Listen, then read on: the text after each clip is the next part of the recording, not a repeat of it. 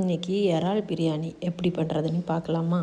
அதுக்கு நான் 1/2 கிலோ இறால் எடுத்திருக்கேன். அது நல்லா கழுவிட்டு மஞ்சள் பொடி போட்டு நல்லா வாஷ் பண்ணி எடுத்ததுக்கு அப்புறமாட்டு இறால் ஃப்ரை பண்ணுறதுக்கு கொஞ்சமாக வத்தல் பொடி, அப்புறமா நல்ல மிளகு பொடி, இஞ்சி பூண்டு பேஸ்ட்டு, கொஞ்சம் உப்பு இவ்வளோத்தையும் போட்டு நல்லா ஊற வச்சுக்கணும். அடுத்து நமக்கு பிரியாணிக்கு தேவையான பெரிய உள்ளி, அப்புறம் தக்காளி எல்லாத்தையும் கட் பண்ணி வச்சுக்கணும்.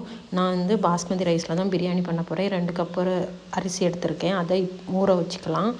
ஆல்ரெடி நம்ம ஊற வச்சுருந்த இறால் மீன் இருக்குல்ல, அதை வந்து நம்ம வந்து லைட்டாக ஃப்ரை பண்ணி எடுத்துக்கலாம். ரொம்ப டீப்பாக ஃப்ரை பண்ணக்கூடாது, ஏன்னா நம்ம அடுத்து பிரியாணியில் போட்டு குக் பண்ணணும். அதனால லைட்டாக ஃப்ரை பண்ணி எடுத்துக்கலாம். அதுக்கப்புறமா குக்கரில் தான் நான் வந்து பிரியாணி பண்ண போகிறேன். குக்கரில் நெய்யும் எண்ணெயும் ஊற்றிட்டு அதில் வந்து ஸ்பைசஸ் போட்டதுக்கு அப்புறமா நான் எப்போவுமே பிரியாணிக்கு வந்து முந்திரியும் கிஸ்மிஸும் எனக்கு போடுறது ரொம்ப பிடிக்கும். அதனால் அதை ஆட் பண்ணியிருக்கேன். வெட்டி வச்ச பெரிய உள்ளி போட்டு அதை நல்லா வதக்கினதுக்கு அப்புறமாட்டு பச்சை மிளகா போட்டு கொஞ்சமாக எடுத்து வச்ச மல்லி இலை புதினால வந்து கொஞ்சமாக எடுத்து போட்டதுக்கு அப்புறமாட்டு நம்ம வந்து இஞ்சி பூண்டு பேஸ்ட்டு போடணும்.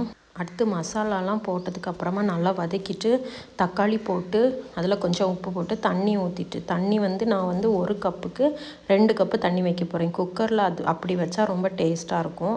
அப்புறமா நம்ம ஃப்ரை பண்ணி வச்சுருந்த இறா மீனை அதையும் உள்ளே மிக்ஸ் பண்ணிவிட்டு ஊற வச்ச அரிசி எல்லாம் போட்டுட்டு மிச்சம் இருக்க மல்லி இலை புதினா எல்லாத்தையுமே போட்டு ஒரு 1/2 எலுமிச்சம்பழம் புழிஞ்சு ஊற்றிருக்கேன்.